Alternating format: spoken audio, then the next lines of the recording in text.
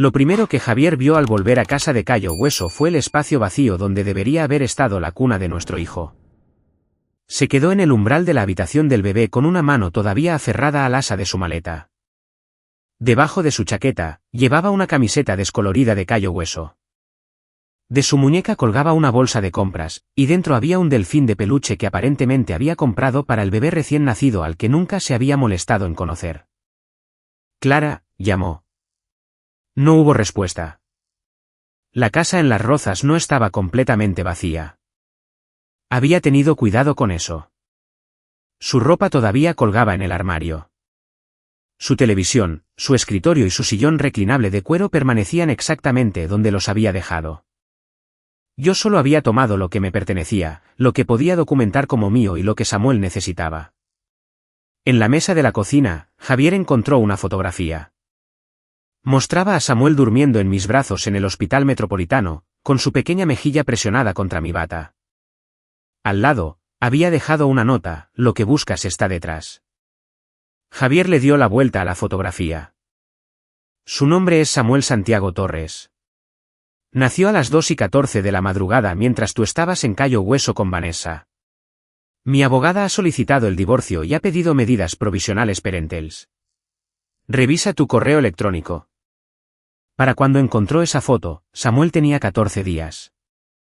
Y yo había pasado cada uno de esos días aprendiendo a dejar de proteger al hombre que nos había abandonado. 2 semanas antes, estaba sola en nuestra cocina cuando la primera contracción me dobló sobre la encimera. Estaba de casi 38 semanas de embarazo. Mi ginecóloga le había advertido a Javier que el parto podía comenzar en cualquier momento, pero él aún así se había ido a lo que llamó una conferencia de liderazgo de 4 días en Miami. Se suponía que el viaje terminaría la noche anterior. En cambio, Javier llamó y dijo que una emergencia con un cliente podría retenerlo en Florida varios días más. Le creí porque confiar en mi esposo todavía se sentía más fácil que admitir cuántas cosas ya no tenían sentido. Cuando llegó la segunda contracción, lo llamé. No respondió. Esperé 6 minutos y lo intenté de nuevo. A la cuarta llamada, ya no podía mantenerme erguida. Me dejé caer en una silla de la cocina y miré la bolsa del hospital a medio hacer junto al frigorífico. Por favor, contesta, susurré. No lo hizo. Mi mejor amiga, Tania Reyes, respondió al primer timbrazo. Era sargento en mi unidad del Ejército del Aire y llevaba meses bromeando conmigo sobre tener un plan de respaldo para todo. Clara, creo que es la hora. Su voz cambió de inmediato. ¿Cada cuánto tiempo? 5 minutos, quizás menos. Ya voy. Tania llegó antes de que terminara la siguiente contracción. Me ayudó a subir a su coche, tomó mi bolsa del hospital y condujo hacia el Metropolitano con una mano en el volante y la otra lista para estabilizarme. En el hospital, una enfermera llamada Mónica Herrera preguntó a quién debía contactar. A mi esposo, dije, Javier Torres. ¿Está desplegado? La pregunta era razonable. Yo era sargento en el Ejército del Aire, y las familias militares a menudo daban a luz mientras alguien a quien amaban estaba sirviendo lejos de casa. Pero Javier no estaba desplegado. No estaba atrapado en el extranjero ni sentado en un avión sin cobertura. No, dije en voz baja. Mónica estudió mi rostro durante medio segundo y luego dejó de hacer preguntas que no podía responder sin romperme en pedazos. Me ajustó las almohadas y me dijo que respirara. Llamé a Javier de nuevo. Nada. Durante la siguiente hora, mis contracciones se intensificaron.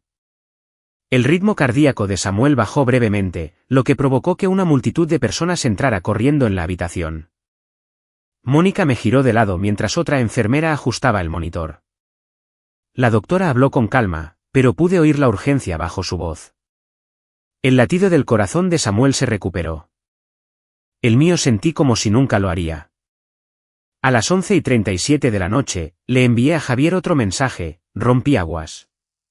Estoy en el Metropolitano. ¿Te necesito? 11 minutos después, aparecieron 3 puntos bajo su nombre. Por un momento tonto, el alivio me invadió. Lo imaginé llamando a la aerolínea, agarrando su maleta, haciendo cualquier cosa que un esposo asustado haría cuando su esposa está de parto. En cambio, escribió, no arruines este viaje a menos que sea una verdadera emergencia. Leí el mensaje 2 veces. Luego le di mi teléfono a Tania porque mis dedos habían comenzado a temblar. Ella miró la pantalla y algo se endureció en su rostro. ¿Quieres que lo llame? No. Fue la primera vez esa noche que dije la palabra sin disculparme. Mi tía Margarita llegó de Toledo poco después de la medianoche. Me tomó de la mano durante lo peor del parto. Mónica me secó la frente. Tania se quedó cerca de la cama y me recordó que respirara cada vez que el pánico me abrumaba. A las 2:14 de la mañana, Samuel entró al mundo gritando. La doctora lo colocó contra mi pecho. Estaba cálido, con la cara roja e increíblemente pequeño. Sus dedos se abrieron contra mi piel como si me hubiera estado buscando. Hola, Samuel, susurré. Estoy aquí. Debería haber sentido nada más que alegría. En cambio, la alegría y el dolor llegaron juntos, tan entrelazados que no podía separarlos. Javier no llamó. El estrés dificultó la alimentación. Una asesora de lactancia me ayudó a extraerme leche, y Samuel recibió fórmula suplementaria hasta que mi cuerpo se puso al día con lo que había sucedido. Nadie me juzgó, pero yo me juzgué a mí misma por todo, mi matrimonio, mi silencio, incluso el biberón en la boca de mi hijo. Mónica se sentó a mi lado antes de que terminara su turno. No tienes que resolver toda tu vida hoy, dijo. Hoy, mantente a ti y a ese bebé a salvo. A las 5:30 de la madrugada, mientras Samuel dormía contra mi pecho, mi teléfono vibró. El mensaje provenía de una mujer llamada Marta Ruiz, soy la antigua cuñada de Vanessa. Ella publicó esto brevemente anoche antes de borrarlo. Creo que mereces saber dónde está realmente tu esposo. Adjunta había una captura de pantalla tomada a bordo de un barco bajo un brillante cielo de Florida. Javier estaba de pie en la barandilla con un brazo alrededor de Vanessa. Sonreía más libremente de lo que lo había visto sonreír en meses, y detrás de ellos, impresas en el toldo del barco, estaban las palabras, Charteres Cayo Hueso. Durante mucho tiempo, me dije a mí misma que esa fotografía lo cambió todo. No lo hizo. La fotografía solo me obligó a mirar lo que ya había estado cambiando, una pequeña traición a la vez. Conocí a Javier 5 años antes en una cena benéfica en Madrid que recaudaba dinero para familias militares. Había llegado tarde después de terminar un turno en la base de Getafe, todavía con la rigidez que producía pasar 10 horas revisando registros de equipos y corrigiendo los errores de otras personas. Javier estaba de pie cerca de la mesa de postres, tratando de equilibrar 2 tazas de café y un trozo de tarta. Por favor, dime que una de esas es para mí, dije. Él sonrió y me dio una taza. Ahora lo es. Así era Javier entonces. Podía hacer que un momento ordinario se sintiera más ligero. Era cálido sin ser ruidoso, atento sin parecer ensayado. Cuando se enteró de que servía en el Ejército del Aire, no hizo las bromas habituales sobre flexiones ni me preguntó si alguna vez le había disparado a alguien. En cambio, preguntó, ¿qué te hizo quedarte? Me gustó esa pregunta. Salimos durante 18 meses antes de casarnos en una pequeña ceremonia a las afueras de Toledo. Mi tía Margarita lloró durante los votos. Tania se paró a mi lado con un vestido azul oscuro y susurró que personalmente perseguiría a Javier si alguna vez me hacía daño. En ese momento, todos nos reímos.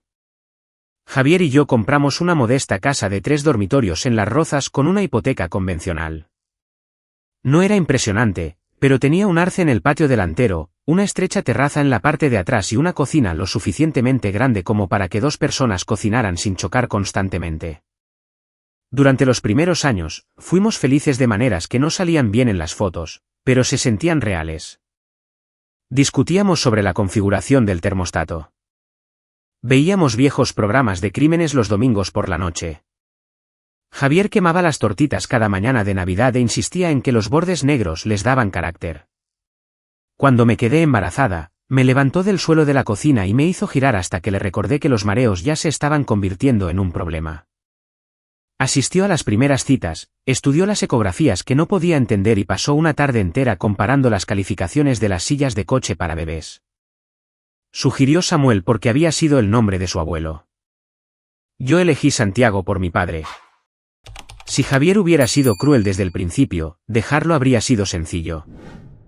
Pero la mayoría de las traiciones no comienzan con crueldad. Comienzan con explicaciones. La primera cita prenatal que se perdió fue porque una reunión de ventas se alargó. La segunda fue porque un cliente había cambiado el horario. Para la tercera, ya no sonaba arrepentido. «Sabes que no puedo controlar a esta gente», dijo. Cuando le pregunté por qué no había llamado, me disculpé por presionarlo. Ese era uno de mis peores hábitos. Podía identificar cada debilidad en un plan logístico, pero cuando mi matrimonio comenzó a fallar, traté cada advertencia como algo que debía solucionar. A las 26 semanas, noté que Javier había comenzado a colocar su teléfono boca abajo sobre la mesa. A las 29 semanas, cambió la contraseña y dijo que su empresa había actualizado sus requisitos de seguridad. A las 31 semanas, encontré 3 pequeñas retiradas de nuestro fondo de emergencia. Eran para gastos de clientes, explicó. Reembolsaré la cuenta cuando el trabajo me pague. Quería ver los recibos, pero preguntar me pareció sospechoso.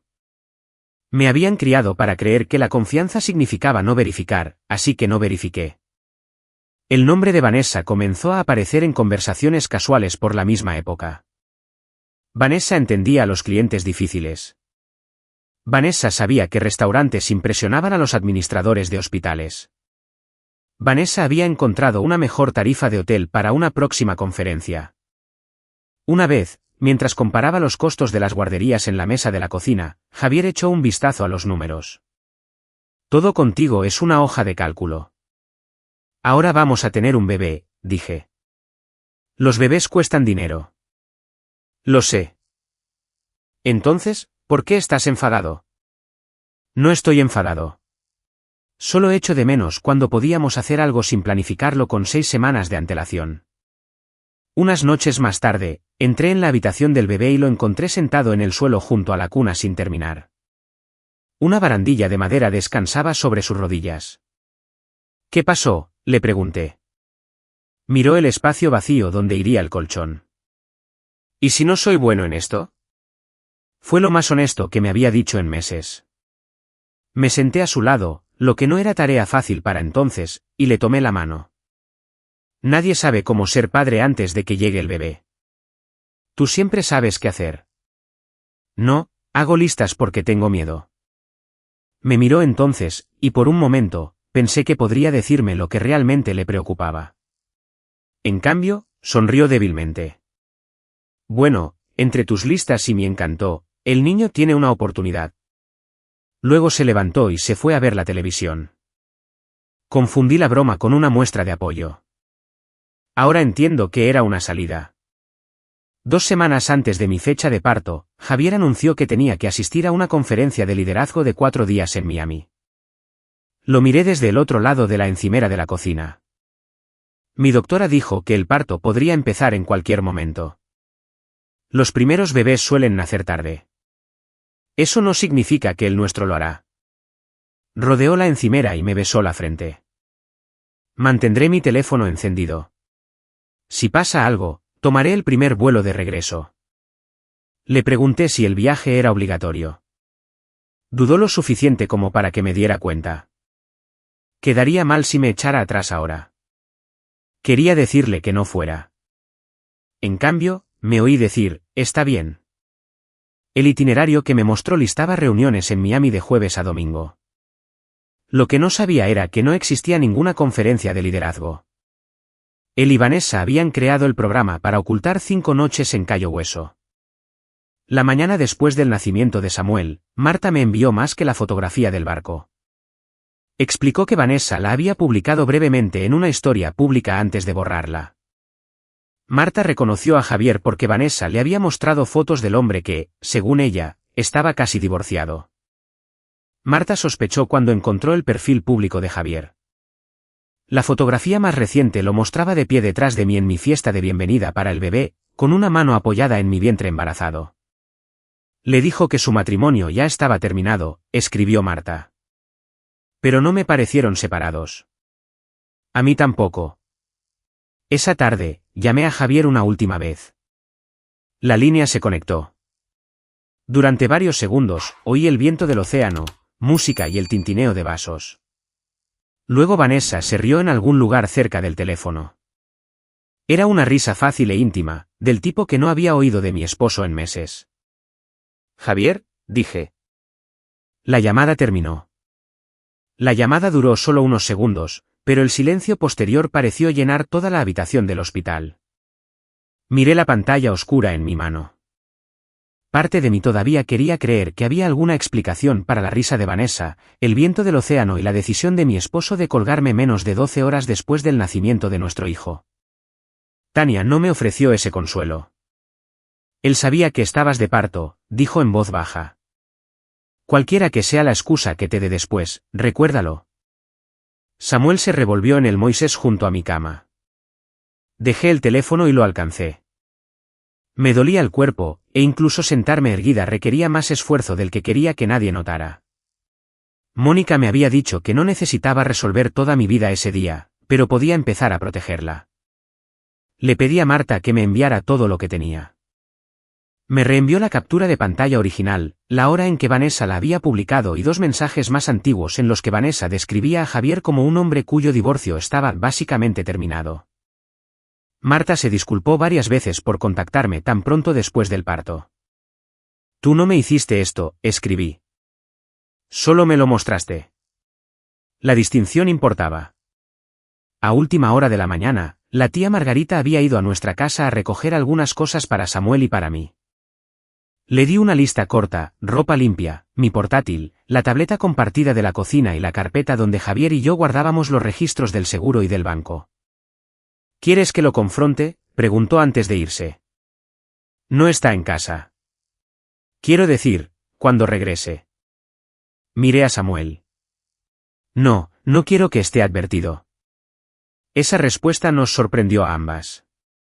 Durante años, había intentado resolver cada desacuerdo rápidamente. Odiaba dejar que la tensión se quedara toda la noche. Pero esto ya no era una discusión entre cónyuges. Aún no sabía el alcance total de lo que Javier había hecho, y enfrentarlo antes de tener los hechos solo le daría tiempo para ocultarlos. Cuando Margarita regresó, colocó la tableta y los documentos en la bandeja con ruedas junto a mi cama. Empecé con la fotografía. El toldo del barco mostraba el nombre Charteres Cayo Hueso, y una búsqueda en la página pública de la compañía reveló la misma embarcación. La foto de Vanessa había sido tomada cerca del puerto, a más de 3 horas de la conferencia de Miami a la que Javier afirmaba asistir. Luego revisé nuestra tarjeta de crédito conjunta. Había cargos de un complejo turístico en Cayo Hueso, primero por un depósito de habitación, luego por comidas, bebidas y un alquiler de barco. No aparecía nada de Miami. Mis manos se mantuvieron firmes mientras tomaba capturas de pantalla. Eso me asustó más de lo que lo habrían hecho las lágrimas. Reconocí la sensación de las emergencias en el trabajo, la calma que me invadía cuando algo había salido tan mal que la emoción tenía que esperar. Tania observaba desde la silla junto a la ventana. «No tienes que hacer todo esto ahora». «Sí, tengo que hacerlo». «Clara, diste a luz esta mañana.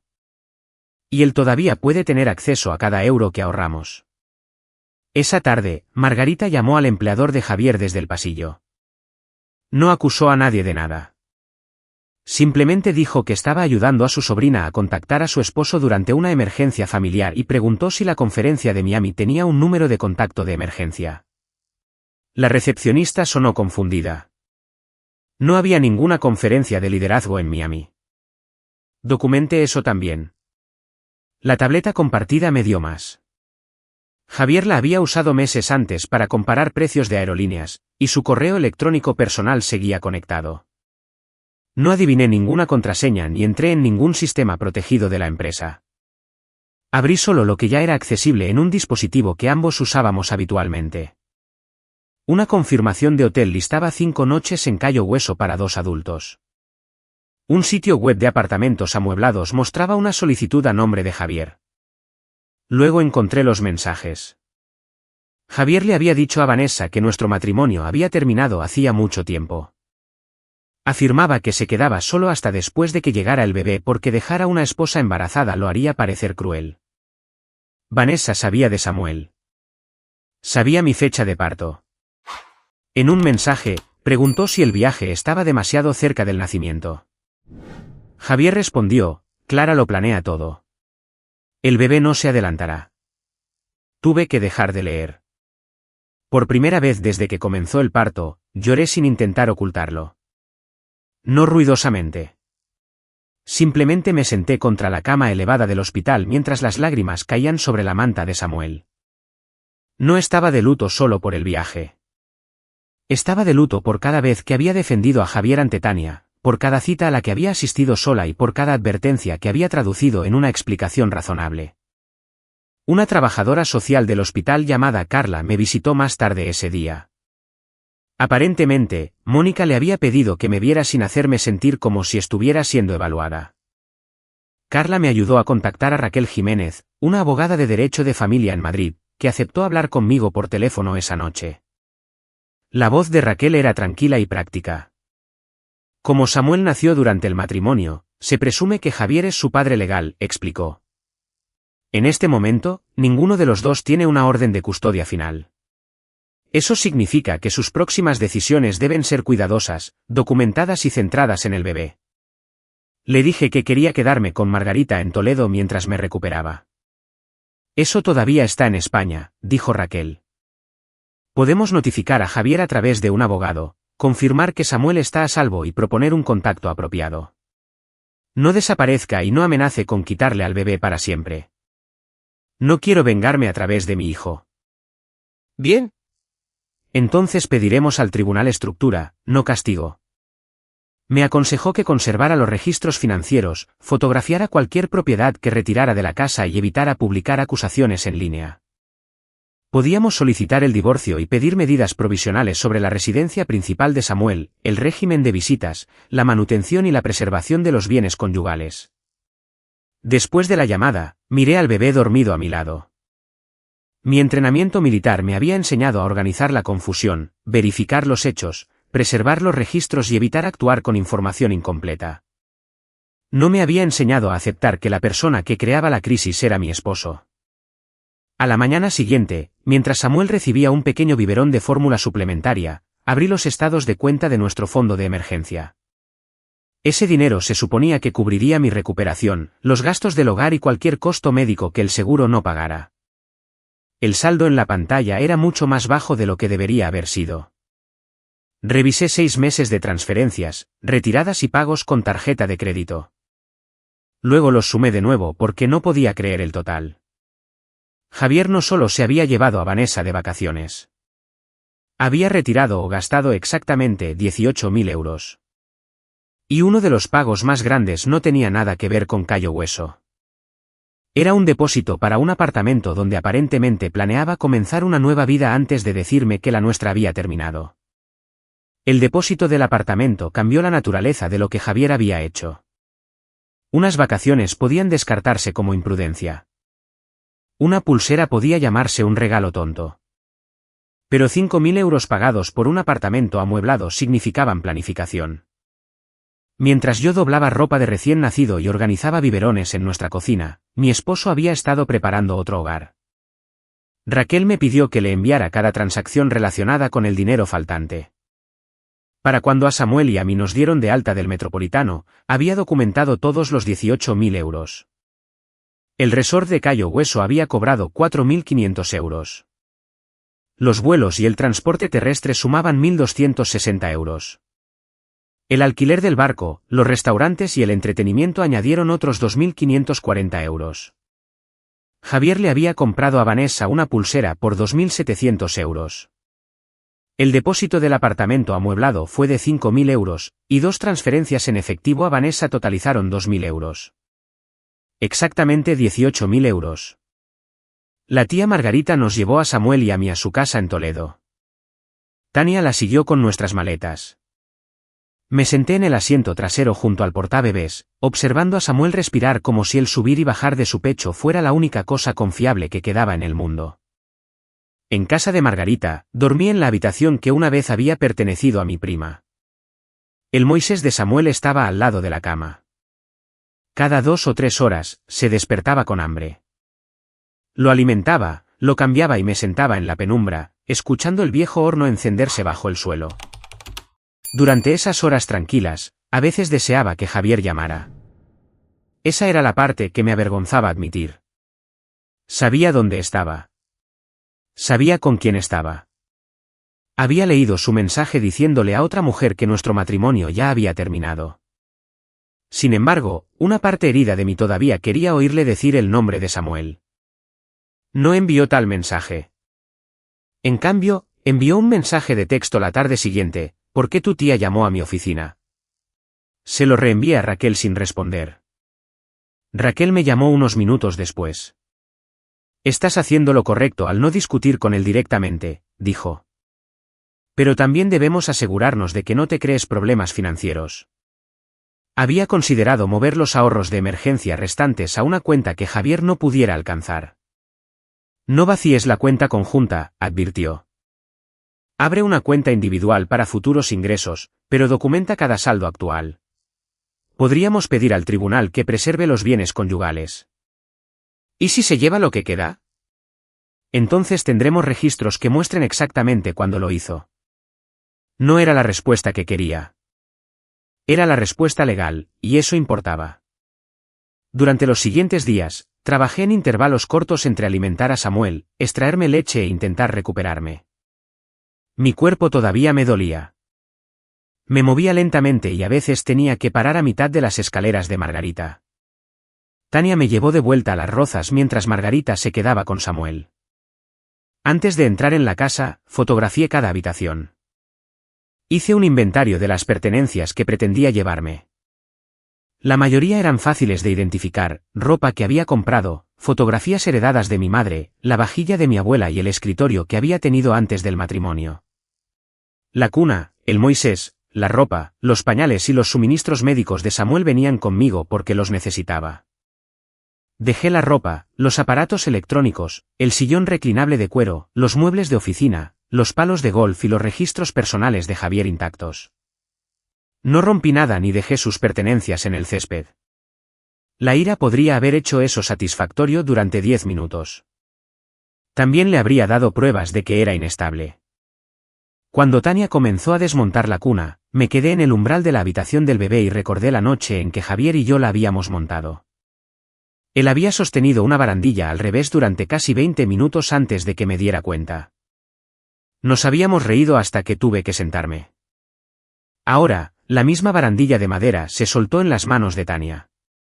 ¿Estás bien?, preguntó. No, dije. Ella esperó. Pero sigue. Fui al pasillo y saqué mi teléfono. Mi pulgar se cernió sobre el nombre de Javier. Me imaginé diciéndole que volviera a casa. Me imaginé permitiéndole explicar que el miedo lo había vuelto egoísta, que Vanessa no significaba nada, que el apartamento era un error. Luego volví a abrir el mensaje que me había enviado mientras estaba de parto: no arruines este viaje a menos que sea una verdadera emergencia. Guardé el teléfono. Raquel presentó la demanda de divorcio y solicitó medidas provisionales. Explicó que presentar la demanda no significaba que un juez ya me hubiera dado la custodia permanente o la propiedad de la casa. Pedimos que la residencia principal temporal de Samuel permaneciera conmigo y propusimos un régimen de visitas corto y frecuente, adecuado para un recién nacido.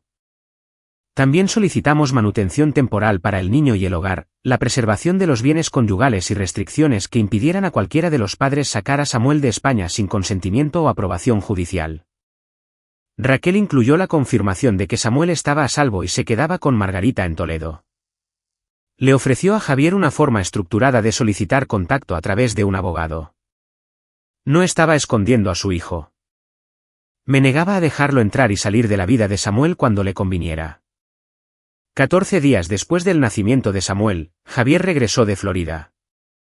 Para entonces, mis pertenencias ya no estaban en la casa, pero su propiedad permanecía. No había cambiado las cerraduras porque éramos copropietarios de la casa y ningún tribunal nos había otorgado la posesión exclusiva a ninguno de los dos.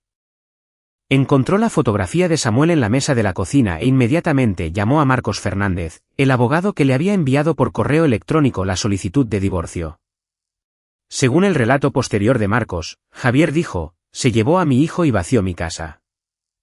Marcos lo corrigió. Tu hijo está a salvo en España.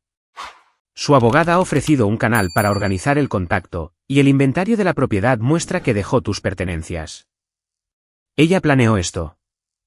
No, Javier, dijo Marcos. Ella lo documentó. Esa noche, Javier condujo hasta el apartamento amueblado que figuraba en los registros financieros. Vanessa lo encontró fuera pero no le dejó subir la maleta. Dijiste que el bebé no nacería en semanas, le dijo.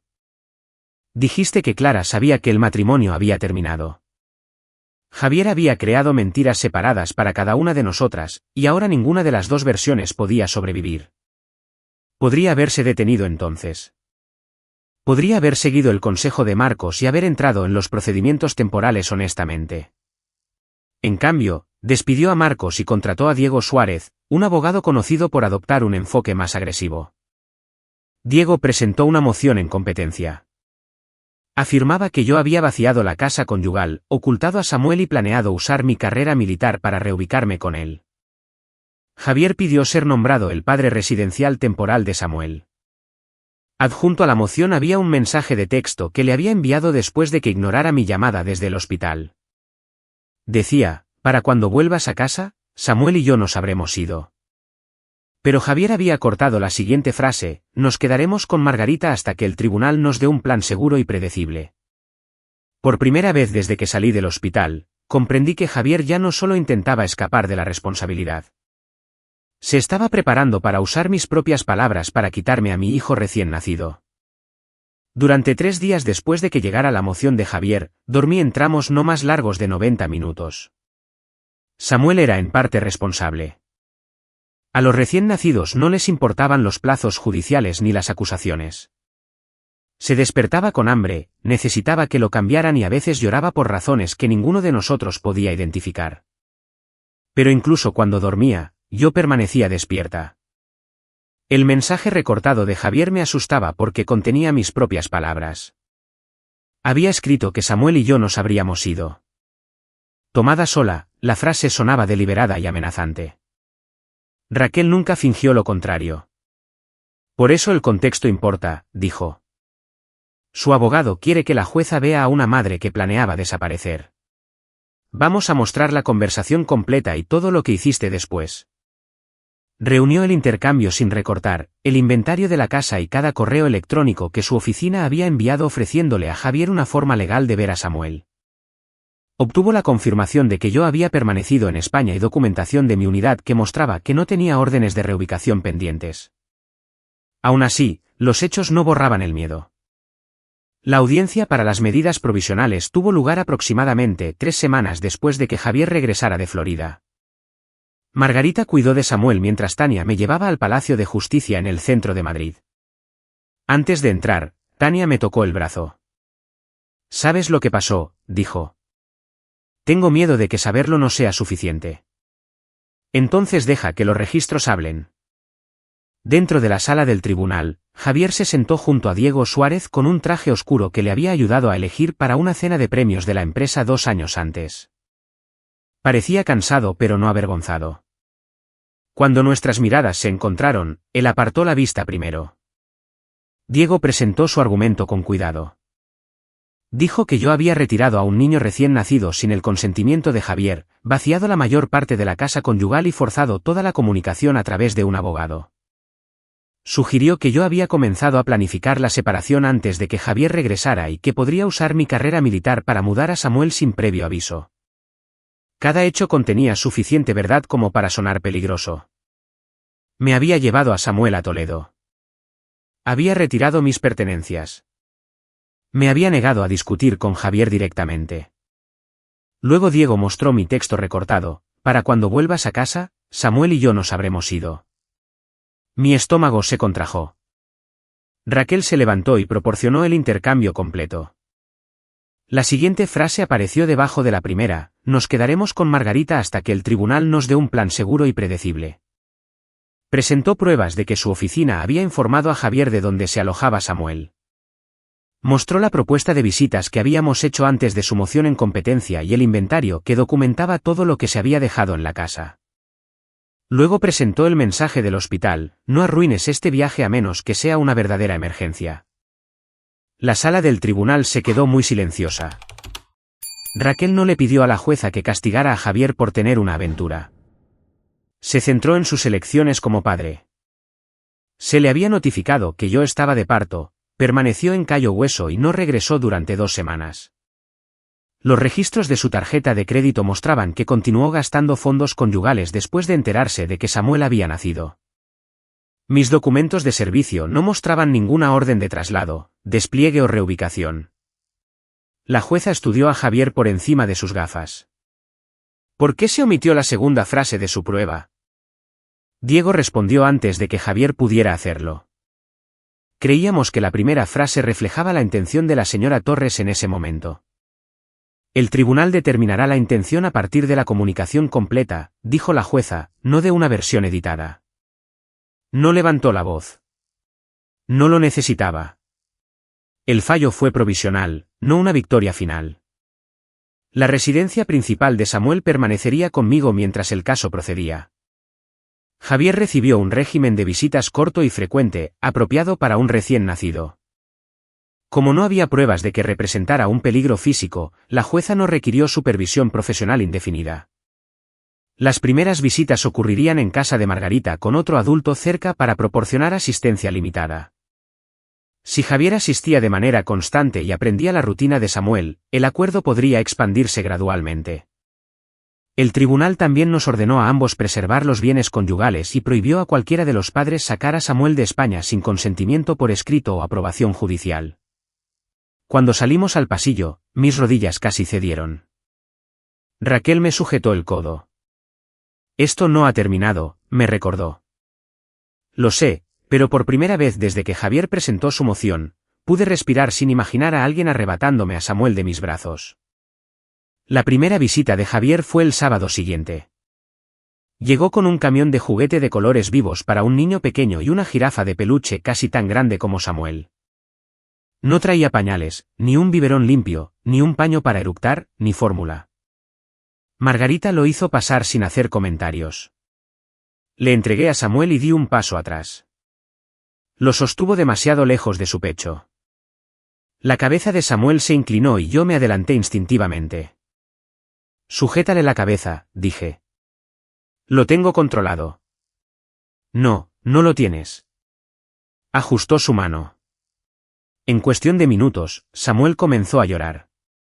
Javier lo meció demasiado rápido, luego caminó por la sala de estar susurrando, vamos, campeón. Vamos. Yo sabía que Samuel había comido recientemente. Su pañal estaba limpio. Probablemente estaba abrumado por una voz desconocida, manos desconocidas y la tensión en la habitación. Cada llanto me afectaba, pero Margarita negó silenciosamente con la cabeza. Javier necesitaba la oportunidad de aprender. Samuel estaba a salvo, y yo no podía construir un acuerdo de crianza compartida interviniendo cada vez que Javier se sintiera incómodo. Después de 40 minutos, el rostro de Javier había perdido su actitud defensiva. No sé lo que necesita, admitió. Yo tampoco lo sabía, dije. Me quedé y aprendí. Me miró como si quisiera discutir, pero Samuel comenzó a llorar de nuevo. El lunes siguiente, Vanessa me contactó. La empresa de Javier había comenzado a revisar varios gastos de Cayo Hueso presentados como costos de desarrollo de clientes. Vanessa había ayudado a crear el itinerario falso de la conferencia y había aprobado 2 gastos de reembolso. Se ofreció a darme mensajes que probaban que Javier planeó el apartamento con ella. A cambio, quería que le dijera a su empleador que ella había creído que el viaje era legítimo. Puedo darles los documentos que me envíes, dije. No les daré una historia que sé que no es cierta. Ella terminó la llamada. Esa noche, Raquel me reenvió otra presentación de Diego. Javier ahora afirmaba que yo había accedido ilegalmente a sus registros de trabajo privados y robado información confidencial de la empresa. Si la acusación parecía creíble, algunas de mis pruebas más sólidas podrían ser impugnadas. Peor aún, Javier había enviado la acusación a mi cadena de mando, insinuando que podría haber usado sistemas militares o acceso técnico para obtenerla. No había logrado quitarme a Samuel con medio mensaje de texto. Ahora iba a por la carrera que había pasado años construyendo. La queja llegó a mi escuadrón antes de que Raquel hubiera terminado de leerla. Mi supervisor, el sargento mayor Romero, llamó mientras yo alimentaba a Samuel en la mesa de la cocina de Margarita. Clara, necesito hablar contigo sobre una acusación que implica acceso no autorizado a registros electrónicos. Su voz era profesional, lo que de alguna manera hizo que las palabras fueran más aterradoras. Ajusté el biberón en la boca de Samuel. ¿Qué tipo de acusación? Tu esposo afirma que usaste sistemas militares o privilegios técnicos para obtener información privada de la empresa. Por un momento, no pude oír nada más que a Samuel tragando. Javier sabía exactamente lo que esa acusación podía hacer. Mi puesto requería confianza. Incluso si una investigación finalmente me absolvía, la sola sospecha podría afectar las asignaciones, las evaluaciones y la forma en que la gente me miraba dentro de la unidad. Nunca usé un sistema del gobierno, dije. Nunca accedí a la red de su empresa. No estoy llegando a una conclusión, respondió Romero. Pero necesito que conserves todo y respondas algunas preguntas formales. Después de la llamada, me quedé inmóvil hasta que Samuel terminó de comer. Margarita me quitó el biberón vacío de la mano. Sabía que esto podría dañar tu carrera. Sí. ¿Tienes miedo? Miré a mi hijo. Aterrada. Raquel y yo pasamos los 2 días siguientes rastreando cada prueba hasta su origen. No podía haber explicaciones vagas ni pasos faltantes. Los estados de cuenta de la tarjeta de crédito provenían de una cuenta conjunta a nombre de ambos. Las reservas de Cayo Hueso habían aparecido en el correo electrónico personal de Javier en una tableta familiar compartida que permanecía conectada y no tenía contraseña separada. Ambos usábamos esa tableta habitualmente para facturas, compras y planificación de viajes. Marta había proporcionado de forma independiente la fotografía de Vanessa y la captura de pantalla que mostraba cuándo se había publicado. Margarita se había enterado de que no había ninguna conferencia en Miami llamando al número de teléfono público de la empresa. No había entrado en ningún sistema restringido ni fingido ser alguien que no era. Lo más importante, el empleador de Javier había descubierto los informes de gastos falsos a través de su propia revisión interna. Yo nunca había visto sus registros contables confidenciales. Raquel organizó la información en una cronología y la envió a mi cadena de mando con los documentos de respaldo. Luego esperé. Esperar se sintió peor que la audiencia provisional porque no podía defender mi caso en un tribunal. Tenía que confiar en que la verdad permanecería clara una vez que pasara por los procedimientos militares. Durante esa semana, regresé al escuadrón para una entrevista. Romero se sentó frente a mí con otro suboficial superior presente. ¿Usaste una computadora del gobierno para investigar el viaje de tu esposo?, preguntó. No. ¿Solicitaste ayuda de alguien en calidad oficial? No. ¿Accediste a los servidores de su empleador? No. Expliqué cada fuente y proporcioné la tableta compartida para su revisión. Romero me estudió por un momento. Porque estaba gastando dinero conyugal, ignorando las llamadas sobre el nacimiento de nuestro hijo y preparándose para irse. Mi abogada me aconsejó que preservara lo que pudiera acceder legalmente. Él asintió y escribió algo. Varios días después, volvió a llamar. La evidencia disponible no respalda la acusación de que hiciste un mal uso del acceso militar. Estamos cerrando el asunto a este nivel. Le di las gracias, terminé la llamada y comencé a llorar antes de poder dejar el teléfono. No había perdido mi carrera, pero el alivio no borraba lo que Javier había intentado hacer. Raquel envió a Diego Suárez una carta redactada en términos enérgicos, documentando la acusación sin fundamento y advirtiendo que otra afirmación engañosa podría dañar la credibilidad de Javier en los procedimientos finales. Diego se retiró poco después. Según Marcos Fernández, a quien Javier volvió a contratar, Diego le había aconsejado a Javier que dejara de escalar. Javier se negó. Cuando Diego ya no presentó acusaciones que no podía fundamentar, su relación terminó. Las consecuencias en la empresa de Javier se desarrollaron por separado. Su investigación interna encontró que Vanessa había ayudado a crear el programa falso de la conferencia, había aprobado 2 comidas personales como gastos de negocio y había mentido cuando se le interrogó por primera vez. Fue despedida por fraude de gastos y deshonestidad, no por tener una aventura. Javier fue despedido por falsificar los registros de viaje y presentar gastos personales para su reembolso. Cuando llamó a la oficina de Raquel para quejarse de que ya no podía pagar la manutención, ella le recordó a Marcos que perder un trabajo no borraba las obligaciones de un padre. El tribunal podría considerar el historial laboral y la capacidad de generar ingresos de Javier al calcular la manutención, especialmente si su propia mala conducta había causado el despido. Vanessa terminó su relación en cuestión de días. Culpó a Javier por destruir su carrera. Él la culpó a ella por publicar la foto del barco. Lo que habían llamado amor se derrumbó tan pronto como ninguno de los dos pudo usarlo para escapar de la vida real.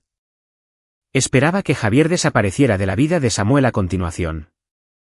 Durante 2 semanas, faltó a las visitas programadas, una vez sin previo aviso. Raquel documentó cada ausencia. Comencé a prepararme para solicitar condiciones más estrictas. Luego, el sábado siguiente, Javier llegó 20 minutos antes.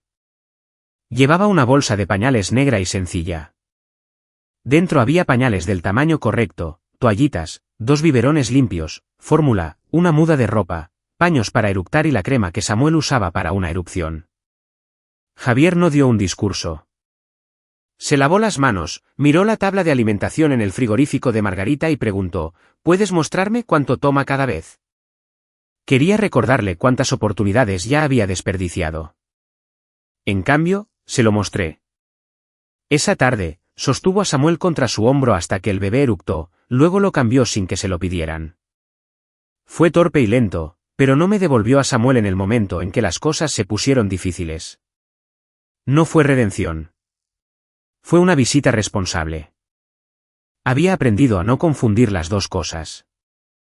Marcos propuso una mediación. Javier aceptó rendir cuentas por los 18.000 euros y retiró su demanda de convertirse en el padre residencial principal de Samuel, pero disputó cuánto crédito debería recibir yo del valor neto de la casa y solicitó un régimen de visitas gradualmente ampliado.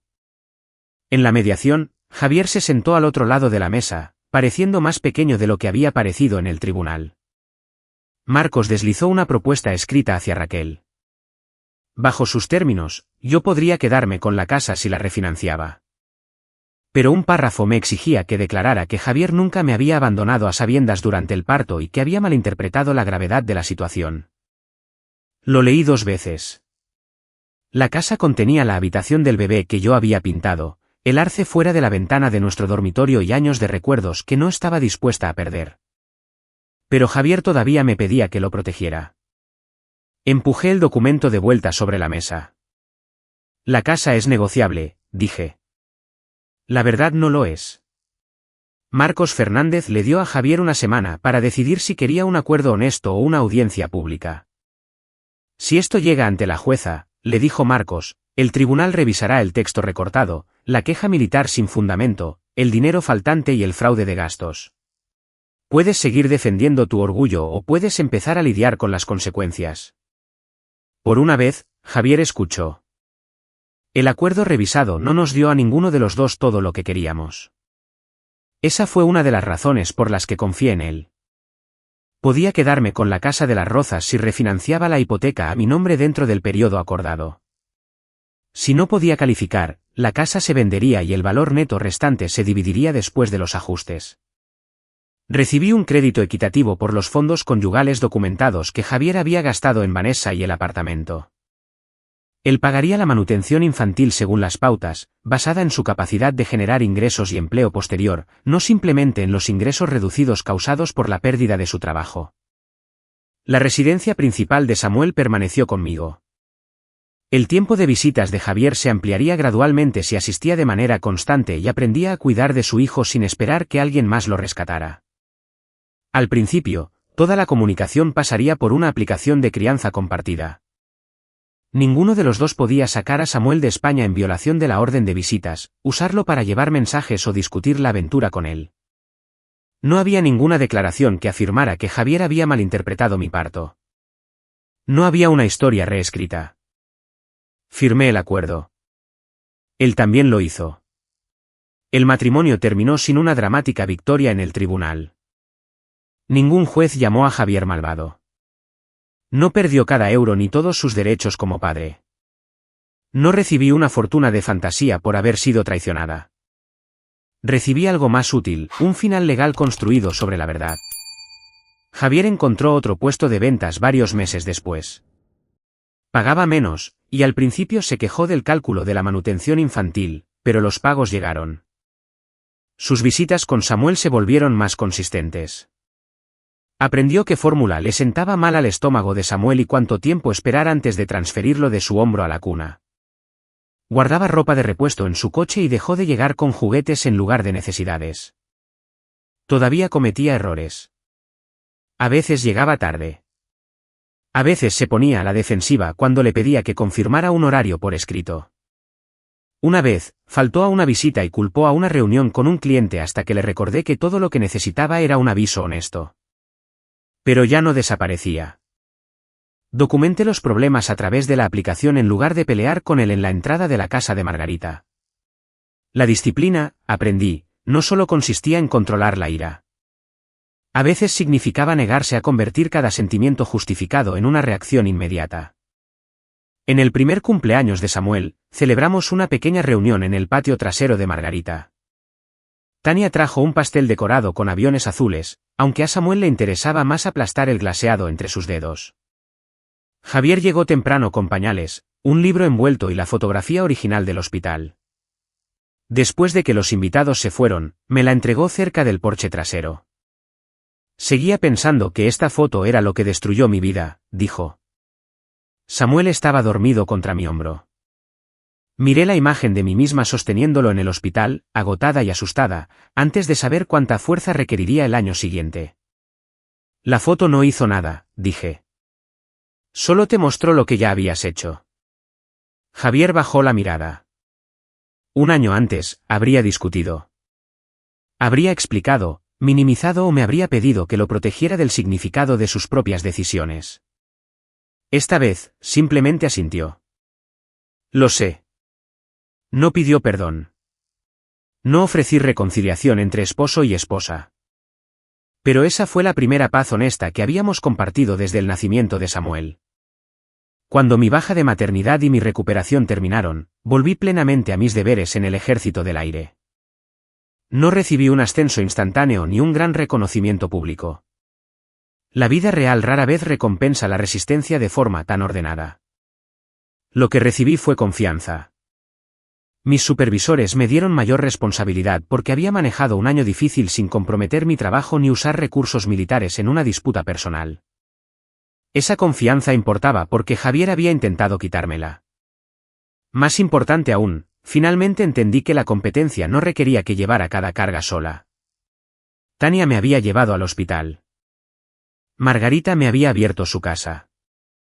Mónica me había ayudado durante el parto.